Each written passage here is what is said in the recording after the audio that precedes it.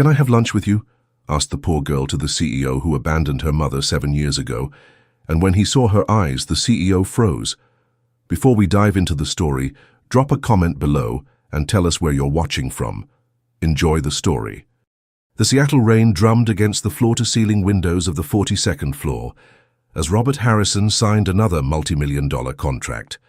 At 45, he commanded one of the most successful tech companies on the West Coast, his corner office overlooking the bustling city below like a modern-day throne room. His assistant's voice crackled through the intercom. "Mr. Harrison, there's a situation at reception." Rob barely looked up from his mahogany desk, fingers still dancing across his tablet. "Handle it, Patricia. I have the board meeting in 20 minutes. Sir, it's a child.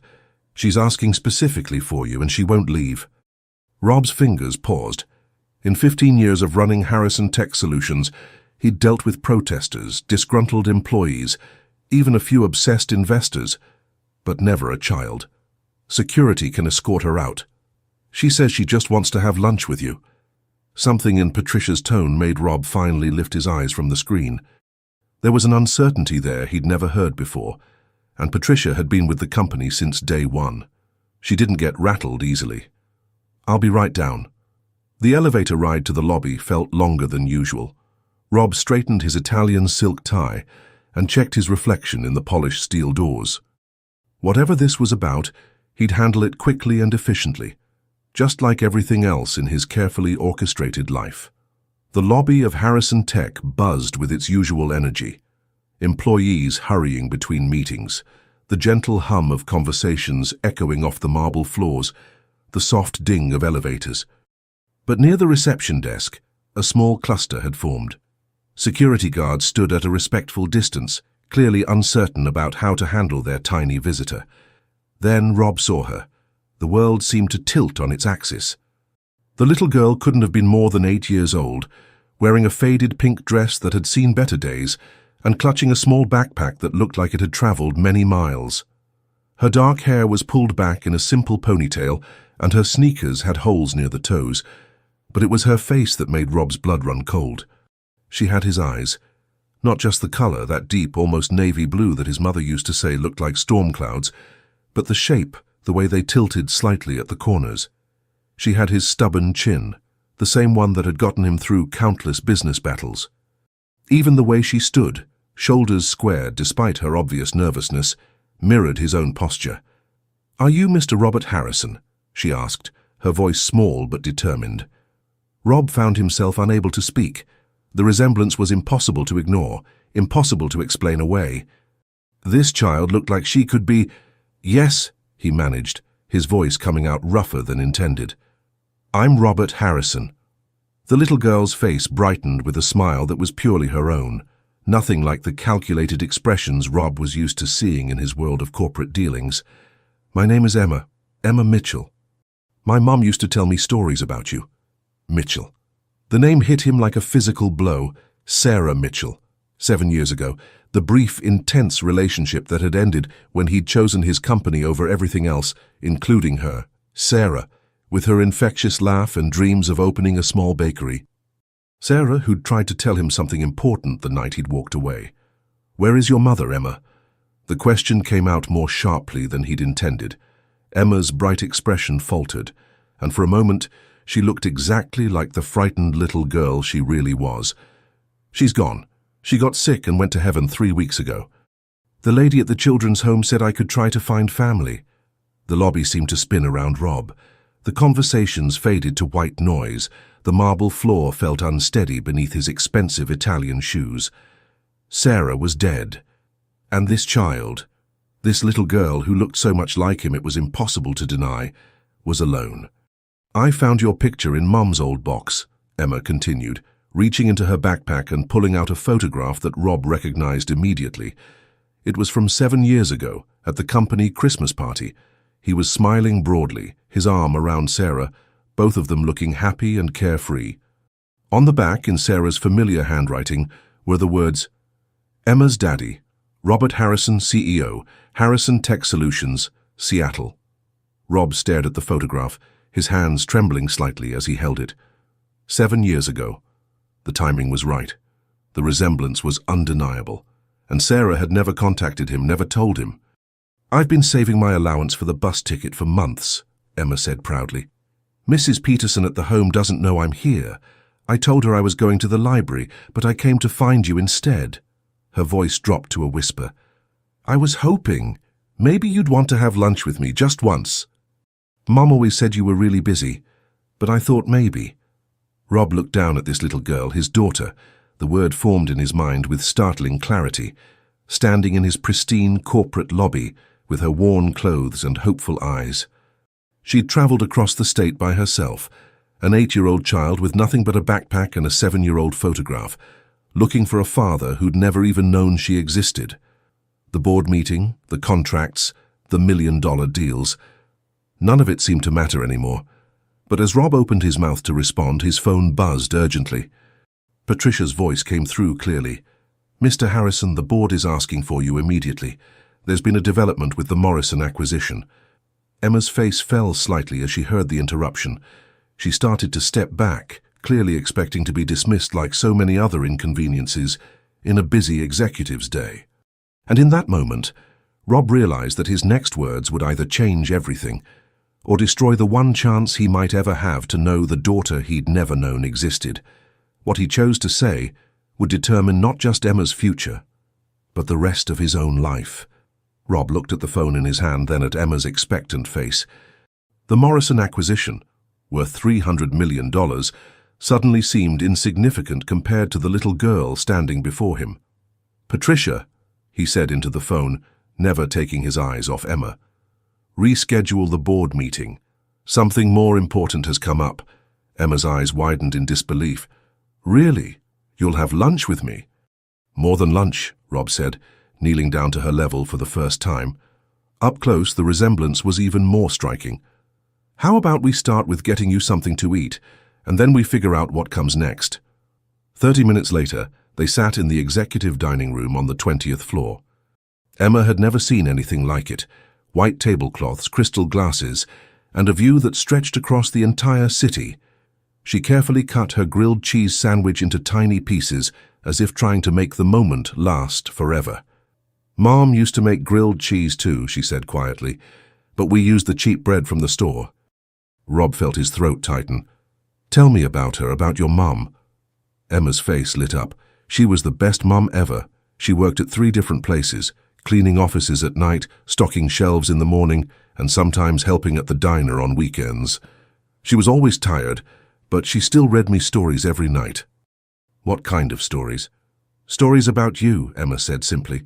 "She told me you were the smartest person she ever met, and that you could solve any problem. She said you were going to change the world with your computers."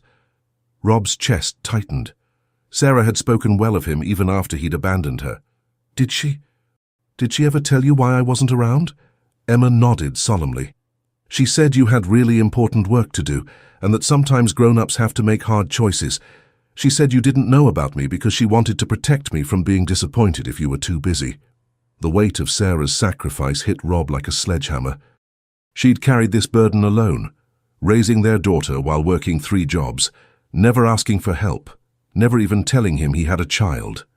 "Emma," Rob said carefully, "where have you been staying since? Since your mom went to heaven?" "Sunshine Children's Home in Spokane. Mrs. Peterson is nice, but there are lots of kids and not enough beds. I share a room with 3 other girls." Emma's voice got smaller. "Some of them have been there for years. They say nobody wants older kids." Rob's businessman mind was already calculating custody procedures, legal requirements, background checks. But his heart was focused on one simple fact. His daughter had been sleeping in an overcrowded children's home while he lived alone in a mansion overlooking Puget Sound. "Emma, would you like to come stay with me? We'd have to talk to some people and fill out some papers, but—" "You mean it?" Emma's sandwich fell forgotten onto her plate. "I could live with you, if that's what you want, but Emma, I need to be honest with you. I don't know how to be a dad. I've never taken care of anyone but myself." Emma studied his face with the intense concentration only children possess. "Mom said the best way to learn something is to just start doing it and ask questions when you get stuck." For the first time in years, Rob found himself genuinely smiling. Your mom was a smart woman. They spent the rest of the afternoon in his office, Emma curled up in the leather chair by the window, while Rob made phone calls to lawyers, social workers, and anyone else who could help him navigate the system. Emma drew pictures with the expensive pens from his desk, creating elaborate drawings of the two of them, living in a house with a big yard and a dog. But as the day wore on, Rob began to realize that bringing Emma home would be more complicated than any business deal he'd ever negotiated. The next morning, Rob found himself in the most surreal situation of his life, shopping for children's clothes at Target with a daughter he'd known for less than 24 hours. Emma had spent the night in his guest room, though neither of them had slept much. "I don't need a lot," Emma insisted as Rob filled the cart with everything from pajamas to school supplies. "Mom always said we should only buy what we need." "What we need and what we want can be different things," Rob replied, adding a stuffed elephant to the cart when he caught Emma looking at it longingly. As they waited in line, Emma tugged on his sleeve. "Can I ask you something?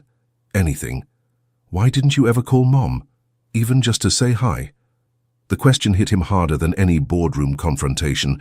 How could he explain to an 8-year-old that he'd been a coward, that he'd chosen the safety of his work over the uncertainty of love? "I made a mistake," he said finally. "The biggest mistake of my life. I thought my work was more important than anything else." "But you're here now," Emma said with the simple logic of childhood. "Mom always said it's never too late to fix a mistake if you really want to." That afternoon, they drove to Spokane to collect Emma's belongings from Sunshine Children's Home. Rob was expecting a few suitcases, maybe some toys. Instead, everything Emma owned fit into a single garbage bag, some worn clothes, a few books, and a small wooden box. "This was Mom's," Emma said, clutching the box protectively. "It has all the important things." Mrs. Peterson, the home director, was a tired-looking woman in her 50s who eyed Rob with barely concealed suspicion. "Mr. Harrison, I have to say, this is highly irregular. Emma just disappeared yesterday. We were about to call the police." "I understand your concern," Rob said, producing the folder of legal documents his attorney had prepared overnight. "But I am her biological father, and I'm prepared to take full custody."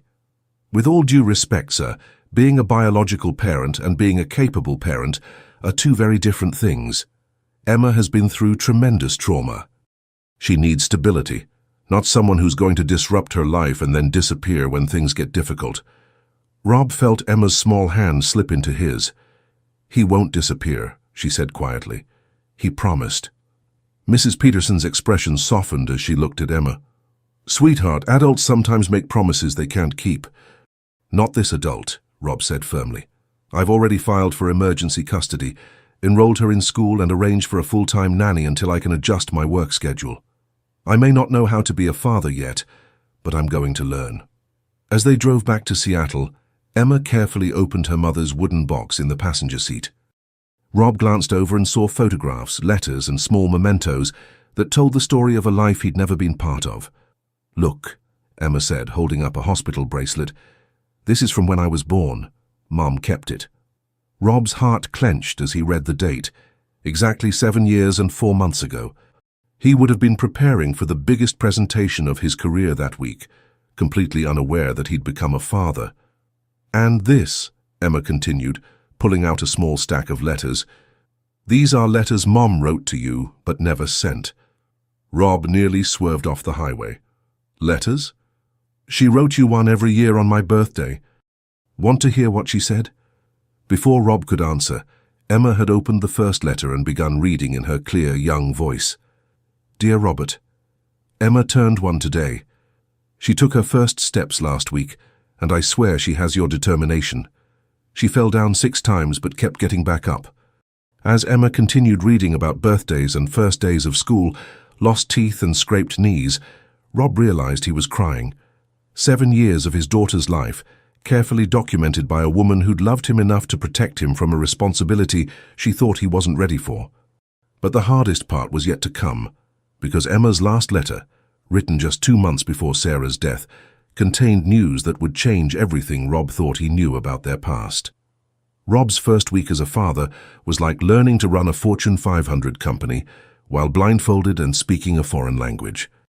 Emma was patient with his mistakes, and there were many. The first morning he made her eggs Benedict for breakfast because it was the only thing he knew how to cook well. Emma politely ate 2 bites before admitting she'd never heard of hollandaise sauce and usually just had cereal.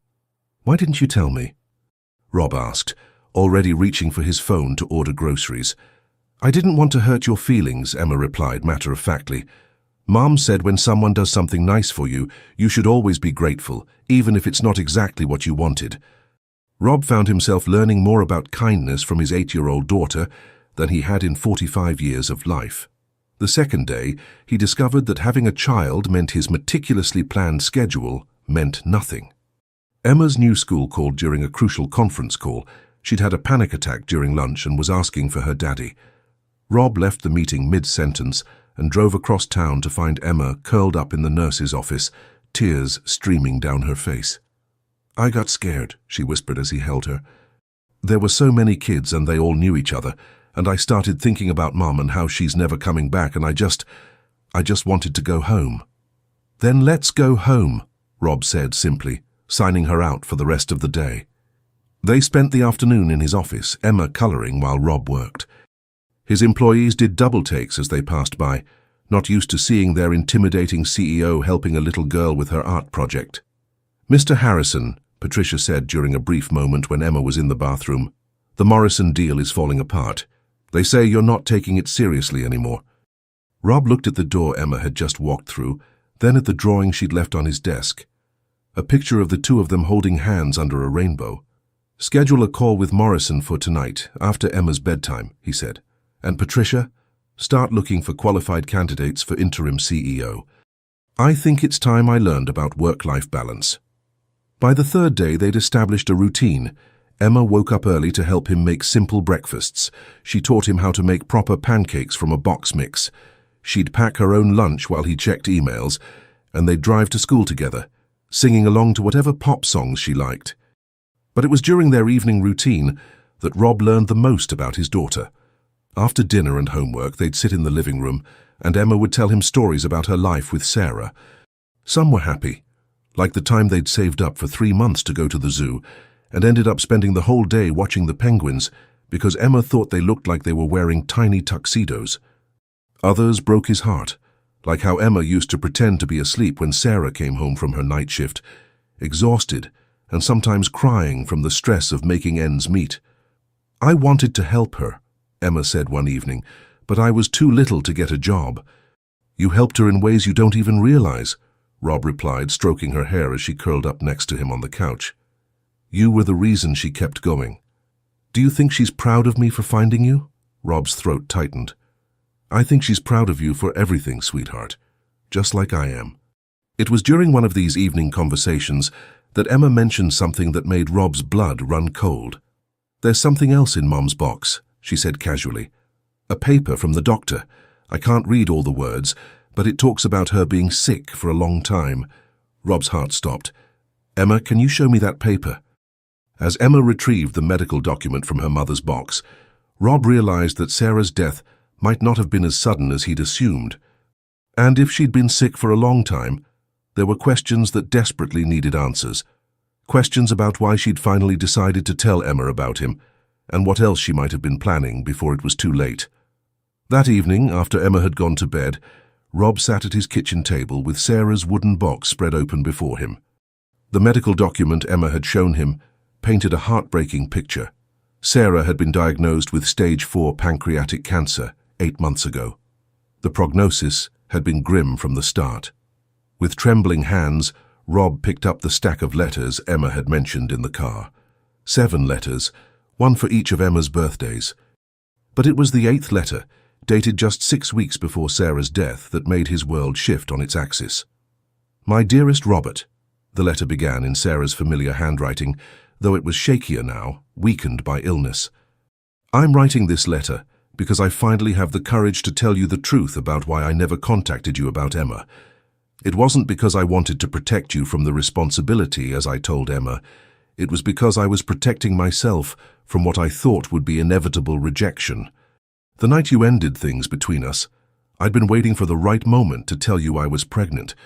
When you said your company had to come first, that you couldn't handle any distractions, I realized I was exactly that to you, a distraction. So I let you walk away rather than risk hearing you say that our child would be one too. I've regretted that decision every day for 7 years. Rob's hands shook as he continued reading. But now I'm dying, Robert, and Emma will be alone.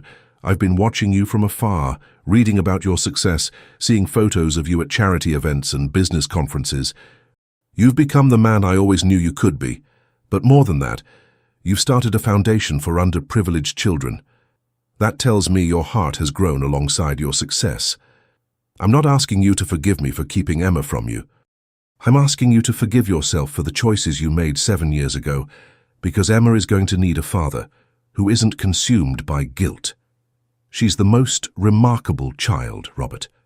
She has your intelligence and your determination, but she also has something I hope she can teach you, the ability to find joy in simple moments. She can make friends with anyone. She believes in magic, and she thinks every sunset is painted specifically for her to enjoy. If something happens to me before I find the courage to contact you directly, I've prepared Emma with stories about you. I've told her you're a good man who works very hard to help people, and that sometimes good people make choices they later regret. I've told her that if she ever needs you, she should be brave enough to find you herself. Please don't let my mistakes deprive you both of the chance to know each other. Emma needs a father, but more than that, I think you need Emma. Oh, my love, Sarah, P.S. I've enclosed something I should have given you 7 years ago. Rob's heart pounded as he reached into the envelope and pulled out a small ultrasound photo. Across the top, in Sarah's handwriting, were the words, "Baby Harrison, 8 weeks, due March 15th. In the corner, she'd written, "She has your stubborn streak already, refuse to turn around for a better picture." March 15th, Emma's birthday. Rob calculated backward. Sarah would have been about 10 weeks pregnant the night he'd walked away. She'd been sitting across from him at dinner, probably nervous about sharing the news, and he'd been talking about quarterly projections and market expansions. Rob buried his face in his hands as the full weight of his choices crashed over him. Sarah had spent 7 years believing he would have seen their child as a burden, while he'd spent 7 years building a company that meant nothing compared to the family he'd never known he'd lost. A soft sound made him look up. Emma stood in the doorway in her new pajamas, rubbing her eyes. "Daddy, are you sad?" The word daddy still made his heart skip. "Come here, sweetheart." Emma padded over and climbed into his lap, studying the papers spread across the table. "Are those more of Mom's letters?" "Yes." "Emma, did your mom ever tell you she wrote to me while she was sick?" Emma nodded. "She said she was trying to be brave enough to call you, but then she got too tired to talk much." Rob held her closer, understanding now why Emma had seemed so mature, so independent. She'd been taking care of her dying mother, probably handling more responsibility than any 8-year-old should bear. "I want you to know something," Rob said carefully. "Your mom was one of the bravest people I've ever known, and she did find the courage to bring us together. Through you." Emma looked up at him with those eyes that mirrored his own. "Does that mean you're not mad at her for not telling you about me sooner?" "I could never be mad at her for that," Rob said. "She was protecting you just like she always did." But as Emma drifted back to sleep in his arms, Rob realized there was one more secret Sarah's letters had revealed, one that would soon bring complications he never could have anticipated. Rob thought the hardest part of becoming an instant father would be learning to balance work and parenting. He was wrong. The hardest part turned out to be dealing with people who questioned his right to be Emma's father at all. It started with a phone call on Friday morning. Rob was helping Emma with her math homework when his personal phone rang. The voice on the other end was crisp, professional, and completely unwelcome. "Mr. Harrison? This is Janet Morrison from Child Protective Services. We need to schedule a meeting regarding Emma Mitchell." Rob's blood ran cold. "I'm sorry. What about Emma?" "We've received a complaint questioning the circumstances of your custody arrangement. Specifically, concerns have been raised about an 8-year-old child traveling alone across state lines to find a man who has no documented relationship with her." "I'm her father," Rob said, instinctively moving closer to Emma, who had looked up from her homework with worry in her eyes. "That's what we need to discuss, Mr. Harrison. Can you come in Monday morning? And please bring all documentation proving paternity." After Rob hung up, Emma's small voice broke the silence. "Are they going to take me away?" Rob knelt down and took her hands in his. "I won't let that happen. You're my daughter, and you belong with me." But even as he said the words, Rob realized how thin his legal standing really was. He had no birth certificate listing him as Emma's father, no custody agreement, no official documentation of any kind. He had only Emma's word, a photograph, and a stunning family resemblance that any court would still require DNA testing to confirm. Monday morning's meeting was even worse than Rob had anticipated. Janet Morrison was a stern woman in her 40s who looked at Rob like he was a potential predator rather than a father trying to claim his child. "Mr. Harrison, Emma Mitchell was in the legal custody of the state when you removed her from Sunshine Children's Home. Without proper documentation, that constitutes kidnapping." "That's ridiculous," Rob's attorney, Michael Chen, interjected. "My client is the biological father."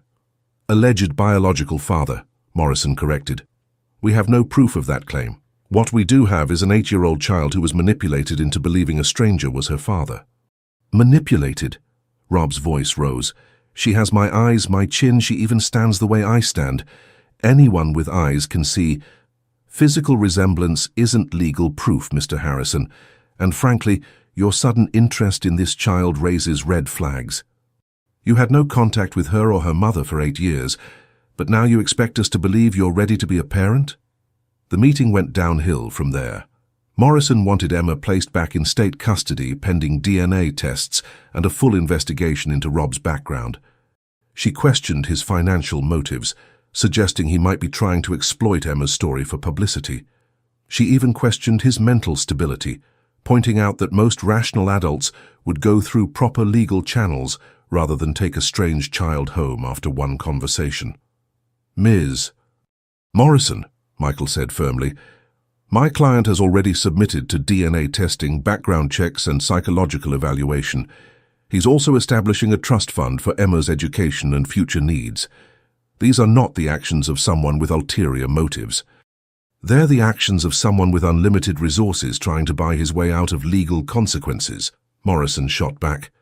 When they finally left the meeting, Rob felt like he'd been through a war. Worse, he knew Emma was at school, completely unaware that her new life was already under attack. That evening, as they sat down for dinner, Emma could sense something was wrong. "Daddy, are you in trouble because of me?" Rob set down his fork and looked at his daughter, no matter what anyone said. "Emma, some people think I shouldn't be allowed to take care of you because I don't have the right papers yet. They want you to go back to the children's home until we can prove I'm really your father." Emma's face went pale. "But you are my father. Mom told me. And I can see it when I look at you." "I know, sweetheart, and we're going to prove it to everyone else too. But it might take some time and it might be scary." And Emma was quiet for a long moment, pushing food around on her plate. Then she looked up with the determination Rob was beginning to recognize as purely her own. "Daddy, in Mom's box, there's one more thing I didn't show you. I was saving it because it made me sad. But I think maybe it could help. I think maybe it—" Rob's heart pounded as Emma ran to get the wooden box. What she pulled out made his breath catch in his throat.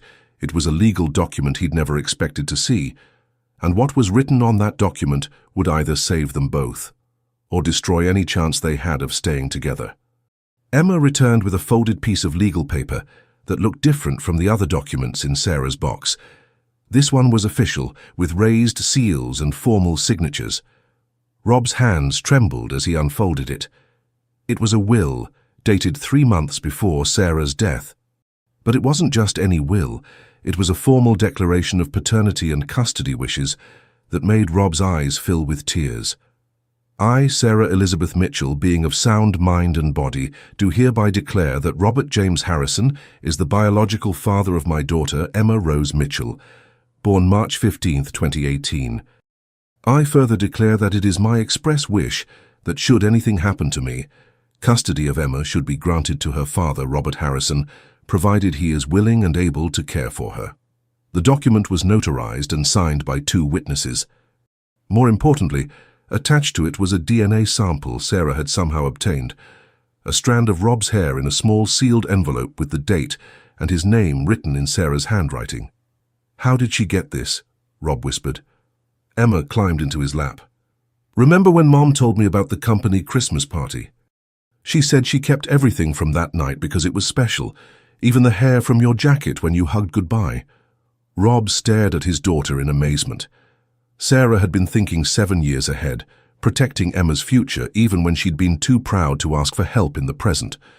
The next morning, Michael Chen was practically bouncing with excitement when Rob showed him the document. "This changes everything.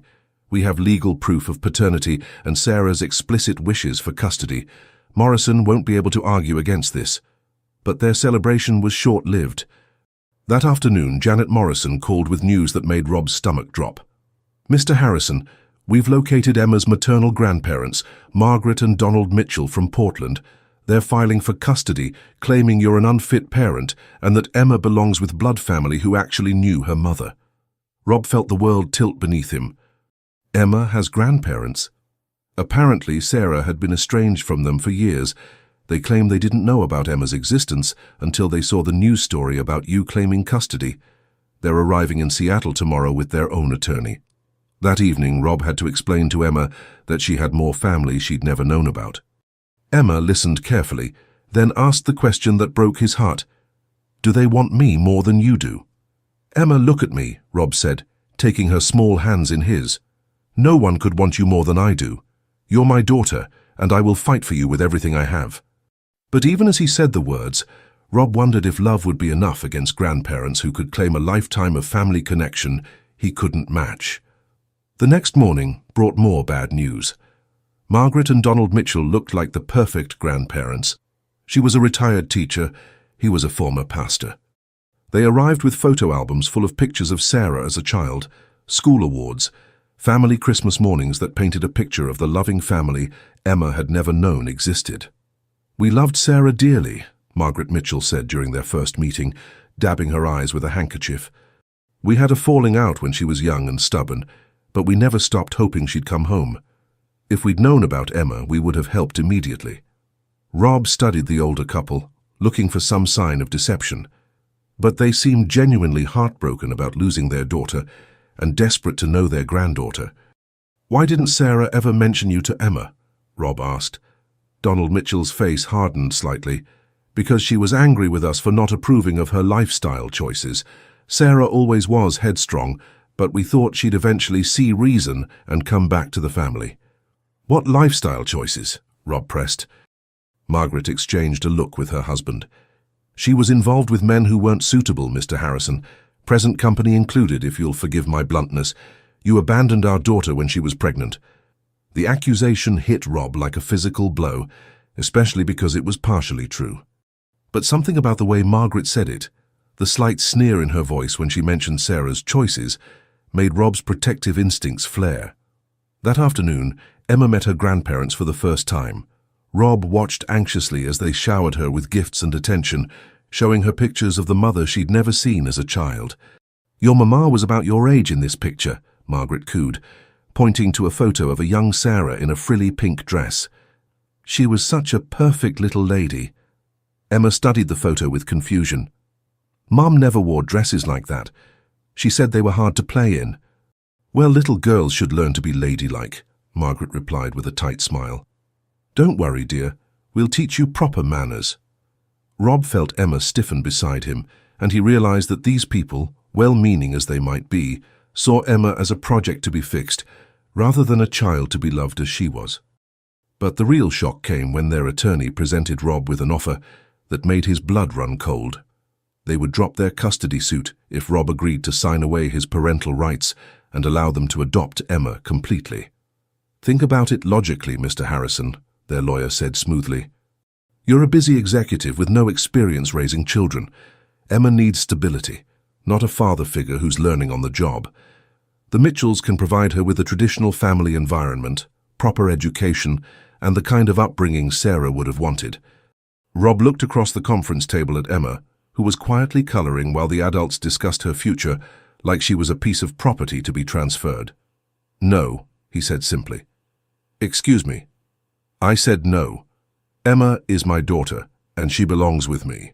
Margaret Mitchell's mask of sweetness finally slipped. "Mr. Harrison, you didn't even know this child existed until 2 weeks ago. We are her blood family. We have rights." "So do I," Rob replied, standing up. "And so does Emma. The right to choose the family that loves her for who she is, not who you think she should become." As they left the meeting, Emma slipped her hand into Rob's. "Daddy, do I have to go live with them?" "Not if I can help it, sweetheart, but Emma, I need you to know this might get harder before it gets better." Emma squeezed his hand tighter. "I'm not scared as long as we're together." But Rob was scared, because Margaret Mitchell's parting words had contained a threat that chilled him to the bone. "We know things about Sarah's final months that you don't, Mr. Harrison, things that might change how the court views this situation. What secrets were the Mitchells hiding about Sarah's death? And how far would they go to take Emma away from the father she'd fought so hard to find?" While lawyers battled over Emma's future, Rob was learning that being a father meant more than providing for a child. It meant truly seeing her. And the more he watched Emma, the more he understood why Sarah had kept her away from her parents. Emma was nothing like the proper little lady Margaret Mitchell wanted her to become. She was curious, adventurous, and completely uninterested in sitting still. She asked endless questions about how computers worked, why the sky was blue, and whether there really were bears in the mountains around Seattle. "Daddy, why do grown-ups spend so much time in meetings talking about boring stuff?" Emma asked one afternoon as they walked through Pike Place Market. "What makes you think it's boring?" Rob replied, genuinely curious about her perspective. "Because nobody smiles during meetings. Mom always said if something doesn't make you smile at least a little bit, you're probably not doing it right." Rob stopped walking, struck by the simple wisdom of his 8-year-old daughter. How many meetings had he sat through? How many deals had he negotiated without ever once smiling because he enjoyed what he was doing? They spent the afternoon exploring the market, Emma marveling at the fish vendors who threw salmon through the air and the artists who painted, while crowds watched. She convinced Rob to try foods he'd never heard of and to listen to a street musician who played violin with more passion than technical skill. "He's not perfect," Emma observed, "but he looks happy." "Is that what matters most to you, being happy?" Emma considered this seriously, the way she approached all important questions. Mom used to say that being happy was nice, but being kind was more important. She said happy feelings come and go, but kindness stays forever. That evening, Rob sat in his home office, reviewing depositions and legal briefs while Emma did homework at the small desk he'd installed for her. Every few minutes, she'd ask for help with a math problem or want to share something interesting she'd learned about dolphins. "Daddy, did you know dolphins talk to each other? They each have their own special whistle like a name." "I didn't know that," Rob replied, looking up from a contract dispute that suddenly seemed incredibly unimportant. "I wish people had special whistles too. Then I could call you even when you're in meetings." Rob closed his laptop and moved to sit beside her. "Emma, do you feel like I'm not paying enough attention to you?" "Oh no," Emma said quickly. "You pay lots more attention than most grown-ups, but sometimes you get that look in your eyes like you're thinking about work stuff, and I can tell you're not really here with me." Rob felt a stab of guilt. Even now, when Emma's future hung in the balance, part of his mind was still calculating quarterly projections and market analyses. "You're right," he admitted. "I'm still learning how to turn off work brain and turn on daddy brain." Emma giggled. "Maybe you need 2 different computers in your head, one for work stuff and one for family stuff." "That's actually not a bad idea. What would be on the family computer?" Emma's face lit up as she began listing priorities. "Bedtime stories, and remembering which vegetables I don't like, and knowing that I get scared during thunderstorms, and remembering that hugs are always the right answer when someone is sad." Rob realized his daughter was giving him a manual for being her father, and it was more valuable than any business strategy he'd ever developed. Their moment was interrupted by Rob's phone ringing. The caller ID showed Michael Chen, and Rob's stomach immediately knotted. "Rob, we have a problem," Michael said without preamble. "The Mitchells have filed additional documentation with the court. They're claiming Sarah was mentally unstable during her final months and that her custody wishes should be disregarded." "That's ridiculous. Sarah was dealing with terminal cancer, but she was completely lucid." They have medical records suggesting she was on heavy pain medication and suffered from depression. They're arguing that she wasn't competent to make custody decisions. Rob looked at Emma, who was pretending to focus on her homework, but clearly listening to every word. Michael, I can't discuss this right now. Rob, there's more. They're also claiming that Emma has been showing signs of trauma since coming to live with you. They want her examined by a court-appointed psychologist. After Rob hung up, Emma set down her pencil and looked at him with those serious eyes that reminded him so much of Sarah. They want to take me away, don't they? Rob knelt down beside her chair. They want to try, but Emma, I need you to know something. No matter what happens, no matter what anyone says, you are the best thing that has ever happened to me.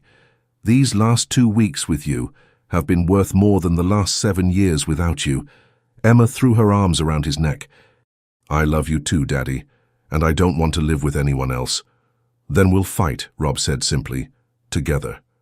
But as he held his daughter, Rob couldn't shake the feeling that the Mitchells knew something he didn't, something that could destroy not just his custody case, but his entire understanding of who Sarah really was. The next morning would bring revelations that would test everything he thought he knew about the woman he'd once loved and the daughter they'd created together. The court-appointed psychologist, Dr. Rebecca Santos, was a kind woman in her 50s who specialized in trauma and family dynamics. Rob watched through a one-way mirror as she interviewed Emma, his heart breaking at how small his daughter looked in the oversized office chair. Emma, can you tell me how you've been feeling since you came to live with your father? Happy, Emma replied without hesitation. Sometimes sad about Mom, but happy about having a daddy. Do you ever feel scared or worried? Emma considered this carefully. I worry that people might make me leave him, but I'm not scared of Daddy. He makes me feel safe. Dr. Santos made notes and continued gently probing. Have there been any times when your father made you uncomfortable or upset? Only when he tried to make eggs Benedict for breakfast, Emma said seriously. It was kind of gross. Despite the gravity of the situation, Rob found himself smiling. Even under professional questioning, Emma remained purely herself. But the interview took a darker turn when Dr. Santos began asking about Sarah. Emma, did your mother ever act strangely before she got sick? Did she seem confused or say things that didn't make sense? Emma's face clouded over. Mom was never confused. She was the smartest person I knew. Even when she was really sick, she still helped me with homework and told me stories. Did she ever talk about things that weren't real? Maybe see people who weren't there? No. Emma's voice rose with indignation. Mom was perfect. She never said crazy things. Rob felt his hands clench into fists. The Mitchells were trying to paint Sarah as an unstable woman whose final wishes couldn't be trusted. It was character assassination of someone who couldn't defend herself. After the interview, Dr. Santos met with Rob privately. Mr. Harrison, Emma is a remarkably well-adjusted child. She shows no signs of trauma from living with you. In fact, she demonstrates a strong, healthy attachment. Then why do I feel like there's a but coming? Dr. Santos sighed. Because the Mitchells have provided documentation that raises questions about Sarah's mental state during her final months. Medical records showing she was prescribed heavy psychiatric medications in addition to pain management. There are also reports from neighbors who claim she was sometimes found wandering the neighborhood at night, confused and disoriented. Rob's world tilted. That doesn't sound like the Sarah I knew. Mental illness can manifest unexpectedly, especially under the stress of terminal illness. The question becomes whether her custody wishes were made during a period of clarity or confusion. That evening, Rob sat Emma down for a conversation he'd been dreading. Emma, I need to ask you some difficult questions about your mum's last few months. Do you remember her acting differently when she was very sick? Emma's face grew sad but thoughtful. She slept a lot more, and sometimes she forgot things like what day it was or whether she'd already given me dinner. But Daddy, she was never confused about important things. She always knew who I was, and she always knew she loved me. Did she ever go outside at night? Emma nodded. Sometimes when the pain was really bad, she'd walk around the neighborhood because moving helped. She said the night air made her feel better. I always watched from the window to make sure she came back. Rob felt his heart break, imagining 8-year-old Emma keeping vigil at the window, watching over her dying mother. The image the Mitchells were painting of a confused woman wandering aimlessly was actually a mother trying to manage her pain while caring for her child. But their legal troubles were far from over. The next morning brought the news Rob had been dreading most. The court has ordered Emma to be placed in temporary foster care pending the final custody hearing, Michael informed him. The judge wants to remove her from the contested environment while they review all the evidence. No, Rob said flatly. They can't take her away from me. Rob, I'm sorry. It's temporary and it'll actually work in our favor if we can show that Emma thrives in your care compared to foster placement. But Rob wasn't thinking like a lawyer anymore. He was thinking like a father who was about to lose his daughter to a system that saw her as a case number rather than a human being. That afternoon, a social worker arrived to collect Emma. Rob watched his daughter pack her few belongings, everything she owned in the world still fit into one small suitcase, and fought back tears. "Daddy, am I in trouble?" Emma asked as she hugged her stuffed elephant. "No, sweetheart, you're not in trouble. Some grown-ups just need to figure out what's best for you. But I already know what's best for me," Emma said with the simple logic that had come to characterize all her observations.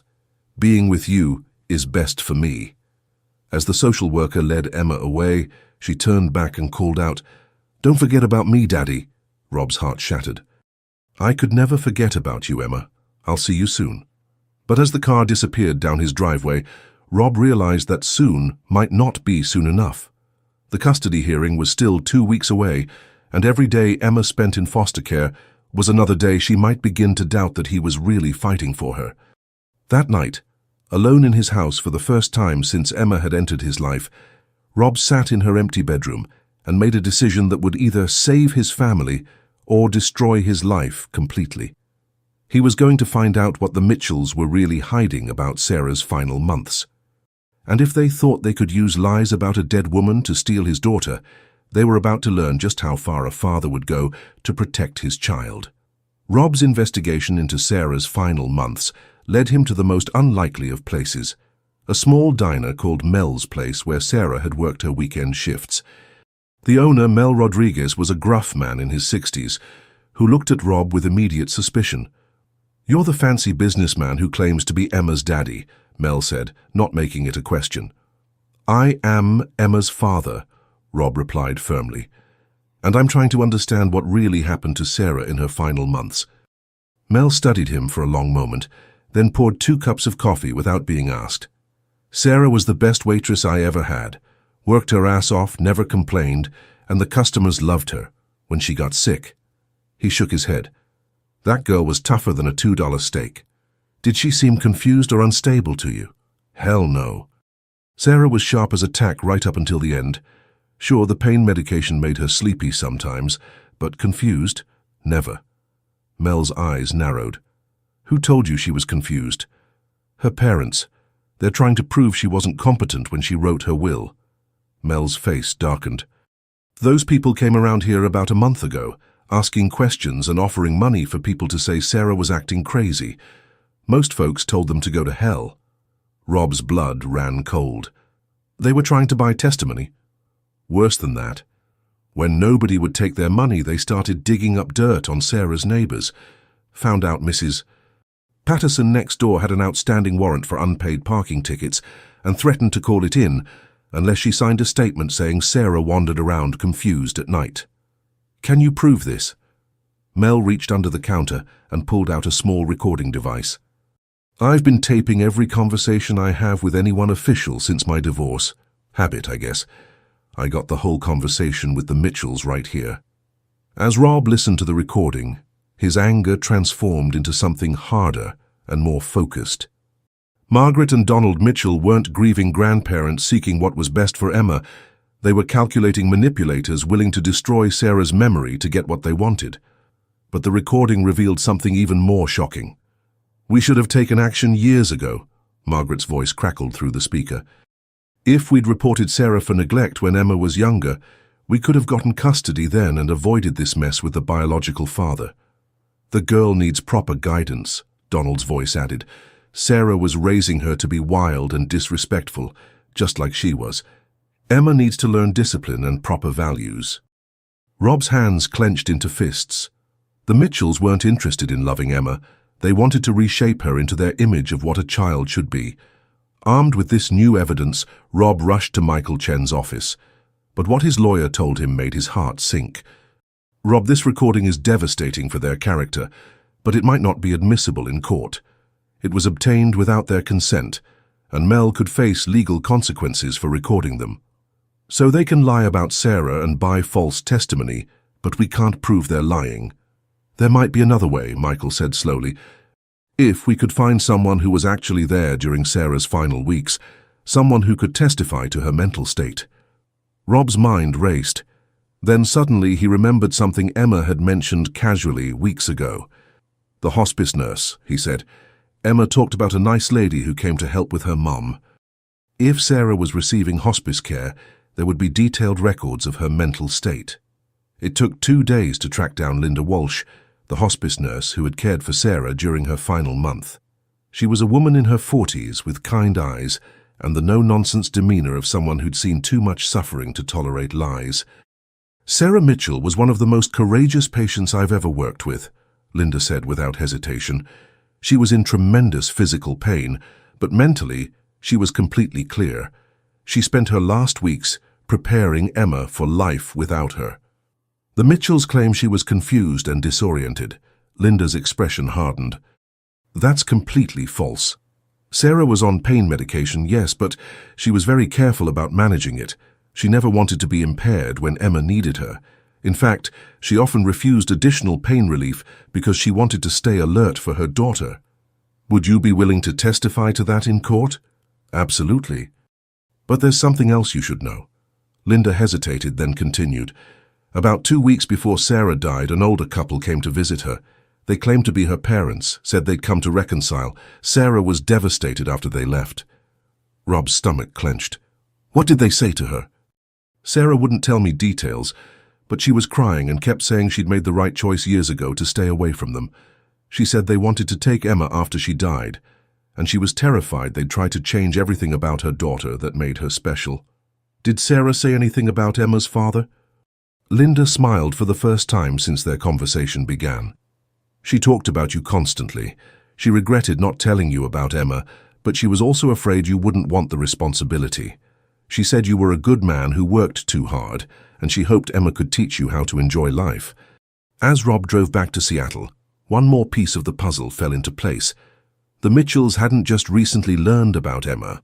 They'd known about her for weeks before Sarah's death.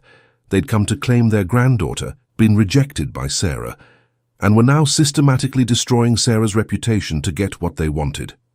But the biggest revelation was still coming. Because that evening, Linda Walsh called Rob with information that would change everything he thought he knew about Emma's last days with her mother. "Mr. Harrison," Linda said, her voice trembling slightly, "I found something in my notes that I think you need to see. It's about what Sarah made me promise to do if anything happened to you during the custody battle." "What kind of promise?"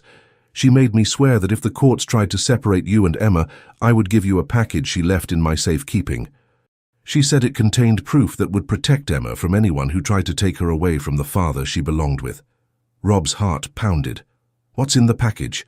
"I don't know. Sarah sealed it and made me promise only to open it if Emma's safety was at stake. Mr. Harrison, I think that time has come. The package Sarah had left behind would either save Emma's future with her father or reveal secrets that could destroy them both." But as Rob drove through the Seattle night to meet Linda Walsh, he knew that whatever Sarah had hidden away, it was her final gift to the daughter she'd loved enough to let go find her father. The truth about Sarah's last days was about to be revealed, and with it, the real reason the Mitchells were so desperate to keep Emma away from the man Sarah had chosen to be her father. The package Linda Walsh handed Rob was smaller than he'd expected, just a manila envelope sealed with tape and marked, "For Emma's father," in Sarah's careful handwriting. Inside were 3 items that would change everything: a video recording on a USB drive, a stack of photographs, and a letter addressed to Rob. "Sarah recorded this 2 days before she died," Linda explained softly. "She was very specific about when it should be given to you." Rob's hands trembled as he inserted the USB drive into his laptop. Sarah's face appeared on the screen, thinner than he remembered but with eyes that burned with fierce determination. She was sitting in what looked like a hospital bed, but her voice was strong and clear. "Robert, if you're watching this, it means Emma found you and you're fighting for her. It also means my parents have probably shown up, trying to convince everyone that I was incompetent or unstable. I need you to know the truth about why I kept Emma away from them, and why I always knew she belonged with you." Rob wiped his eyes as Sarah continued, her image flickering slightly on the old recording. "My parents disowned me when I was 19 because I refused to marry the man they'd chosen for me. They told me I was selfish and rebellious, that I'd never amount to anything without their guidance. When I got pregnant with Emma, I knew they'd see her as a second chance to raise a child properly, meaning they'd try to break her spirit the way they tried to break mine." The photographs told the rest of the story. Rob spread them across the table, seeing for the first time glimpses of Sarah's childhood. In the early pictures, she was a bright, laughing child. But as she got older, the light in her eyes gradually dimmed. By her teenage years, she looked like a different person, subdued, careful, walking on eggshells. "Emma is everything I was before they convinced me I was wrong to be myself," Sarah's voice continued from the video. "She's curious and brave and kind, and she believes in magic. Robert, promise me you won't let them turn her into what they tried to turn me into. Promise me you'll let her stay wild and wonderful." The letter contained even more devastating information. Sarah had documented years of emotional abuse, controlling behavior, and threats from her parents. She'd included copies of letters they'd sent her after she left home, letters filled with criticism and conditional love that painted a picture of people who saw children as possessions to be molded rather than individuals to be cherished. But the most important revelation came at the end of Sarah's video message. "There's one more thing you need to know, Robert. About a month ago, my parents came to see me. They didn't come to reconcile. They came to demand custody of Emma after I died. When I refused, they threatened to destroy my reputation and claim I was an unfit mother. They said they had connections in the legal system and enough money to make any story believable." Sarah leaned closer to the camera, her voice dropping to an urgent whisper. "They also said something that terrified me more than dying. They said Emma was contaminated by my influence and would need years of correction to become a proper young lady. Robert, they see our daughter as a problem to be fixed, not a miracle to be celebrated. Don't let them win." Rob sat in stunned silence as the video ended. The Mitchells weren't grieving grandparents. They were the same controlling, emotionally abusive people who had driven their own daughter away and were now trying to get their hands on Emma to start the cycle all over again. The next morning, Rob and Michael Chen burst into the courthouse with their new evidence. Judge Patricia Hendricks, a stern woman in her 60s who'd been presiding over family court for 20 years, listened with growing anger as they played Sarah's video and presented the documentation of the Mitchells' threats and attempted bribery. "Your Honor," Michael argued, "this case isn't about what's best for Emma. It's about two people who abused their own daughter, trying to gain control over their granddaughter, to repeat the same patterns." Margaret Mitchell's lawyer tried to object, claiming the video was the product of a dying woman's delusions, but Judge Hendricks cut him off. "I've reviewed the hospice records and spoken with Emma's doctors. Sarah Mitchell was completely lucid when she made this recording. More importantly, I've also received a report from Dr. Santos about her examination of Emma." Rob held his breath as the judge continued. Dr. Santos found Emma to be a remarkably well-adjusted, confident child who shows no signs of trauma or distress. In fact, her evaluation specifically notes Emma's emotional security and strong attachment to her father. The contrast between Emma's current state and the allegations made by the Mitchells speaks volumes. Judge Hendricks turned to Margaret and Donald Mitchell, who sat rigid in their seats.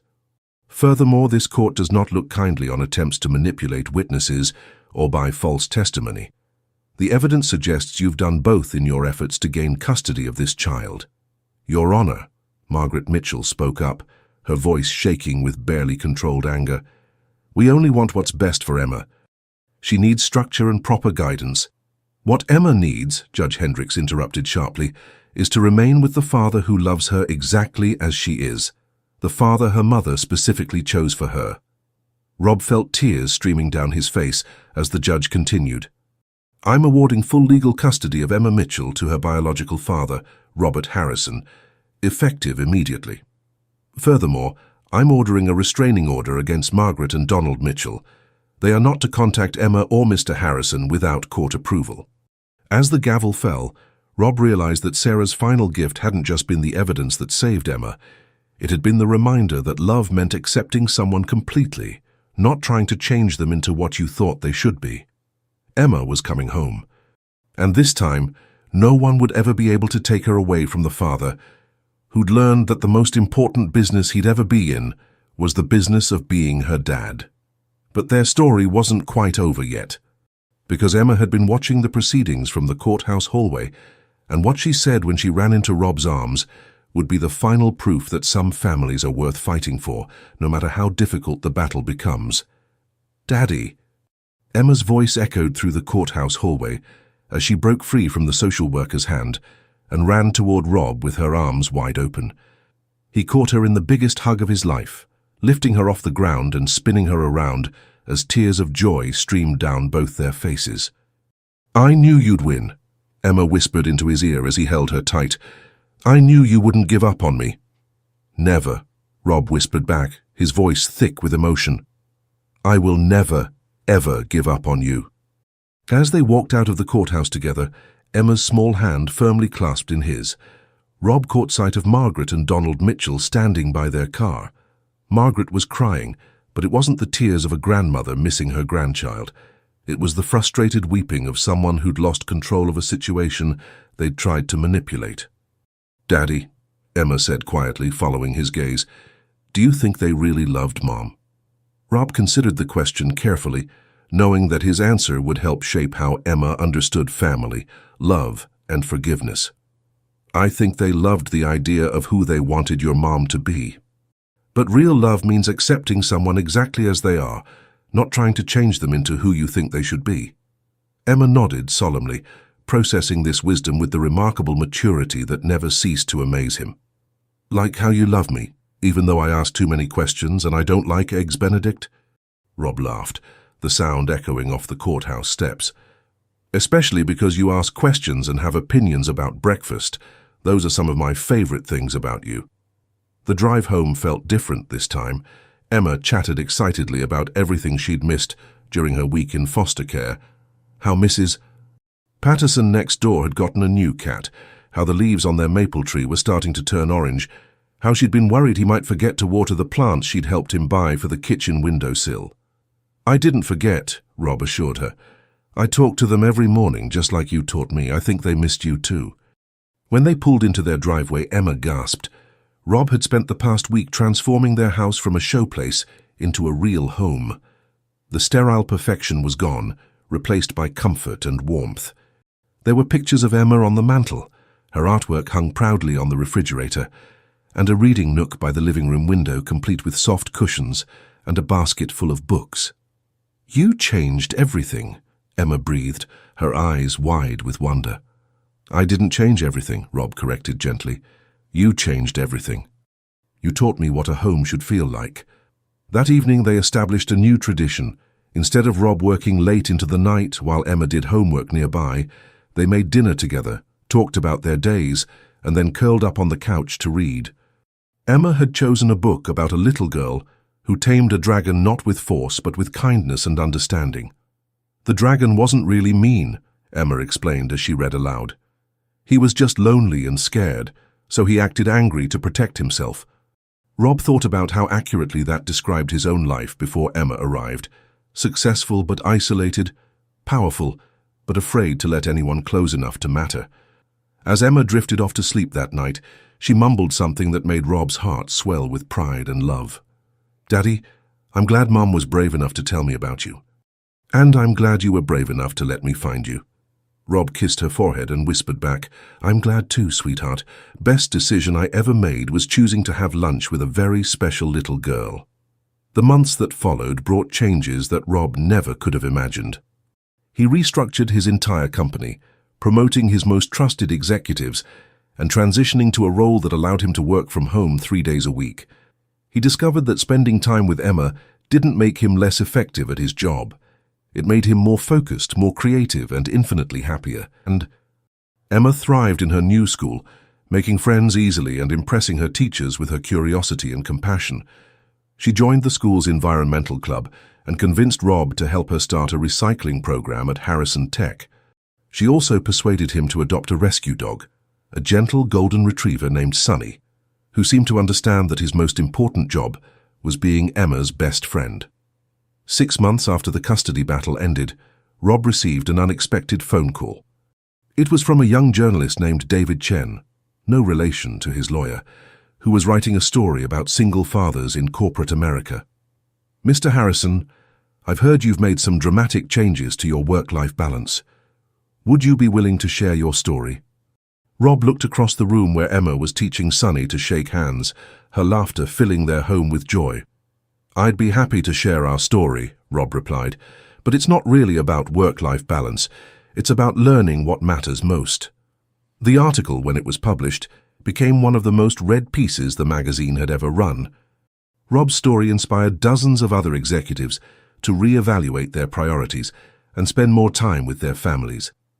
But the real measure of success wasn't in magazine articles or business awards. It was in the small daily moments that made up their life together. Emma's first A+ on a math test, celebrated with ice cream for dinner. Rob's first successful attempt at braiding her hair, even though it took him 4 tries and a YouTube tutorial. Their weekend adventures exploring hiking trails around Seattle, Emma pointing out every interesting rock and unusual cloud formation. And every night, as Rob tucked Emma into bed, she would ask the same question. "Daddy, will you tell me a story about when you were little?" Rob would share memories of his own childhood, but more importantly, he would tell her about the man he was becoming because of her, someone who understood that success wasn't measured in quarterly profits or stock options, but in the trust of a child who believed you would always be there when she needed you. On the first anniversary of the day Emma had walked into his office building and asked if she could have lunch with him, Rob took her back to that same executive dining room on the 20th floor. The staff remembered her and brought out a special grilled cheese sandwich cut into the shape of a heart. "Daddy," Emma said as they looked out over the Seattle skyline, "do you ever wonder what would have happened if I hadn't been brave enough to find you?" Rob reached across the table and took her small hand in his. Every day, I'm grateful that you were brave enough for both of us." Emma smiled, that radiant expression that had become the center of Rob's world. "Mom always said that love makes people brave. I think she was right." As the sun set over the city below, painting the sky in shades of pink and gold, Rob realized that Emma was absolutely right. Love had made them both brave enough to fight for each other, to change their lives completely, and to build a family that was stronger than blood, deeper than obligation, and more powerful than any force that had tried to tear them apart. They were home, they were family, and they were exactly where they belonged.